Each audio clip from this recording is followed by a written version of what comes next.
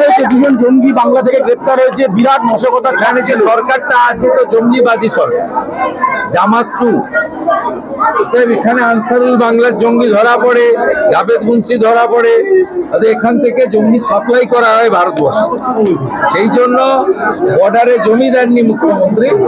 এই রাজ্যটাকে শুধু দুর্নীতির হাব, দোষণের হাব, শুধু মানে নারী নির্যাতনের হাব তৈরি করেননি, এই রাজ্যটাকে জঙ্গিদেরও হাব বানিয়েছেন বর্তমান মুখ্যমন্ত্রী এবং মহিলা মোর্চার সম্মেলনকে কটাক্ষ করছে তৃণমূল কটাক্ষ করছে, বলছে তৃণমূল কি করছে জানার দরকার নেই। এখানে 1000 কার্যকর্তাকে ডাকা হয়েছিল, সবাই এসেছে। তৃণমূল কি বলছে জানার দরকার, তৃণমূল কি বলছে আমার জানার দরকার। বাংলায় একটা প্রবাদ আছে, গরিবের কথা মাসি হলে খাঁটি হয়।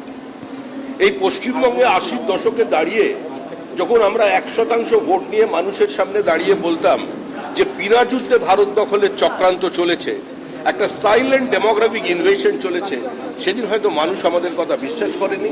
অন্য রাজনৈতিক দল এটাকে সাম্প্রদায়িক রাজনীতি বলেছে।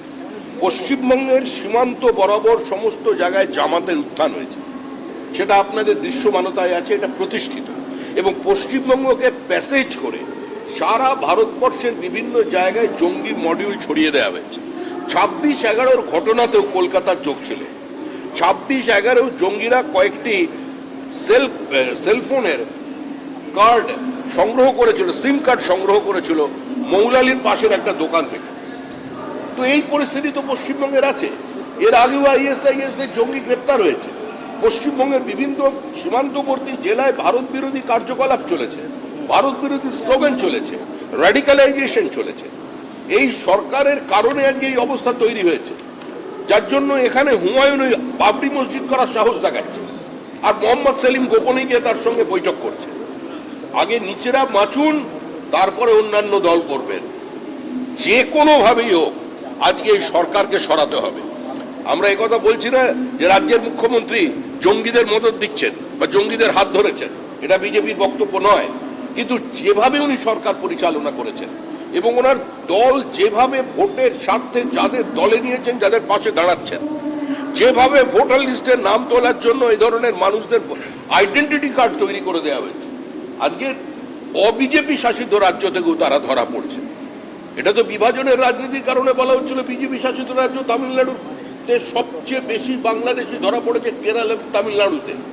আর তারা ইন্টারোগেশনে স্বীকার করেছে যে তারা তাদের আইডেন্টিটি কার্ডটা সংগ্রহ করেছে বারাসাত, মধ্যমগ্রাম, সোনারপুর অথবা শিলিগুড়ি থেকে। তো এটা সেটেল ফ্যাক্ট। আমাদের জাতীয় নিরাপত্তা একটা চরম বিপজ্জনক জায়গায় পৌঁছেছে। বাংলাদেশের সঙ্গে ভারতবর্ষের 4007 কিলোমিটারের বর্ডার, 2217 কিলোমিটারের বর্ডার পশ্চিমবঙ্গের।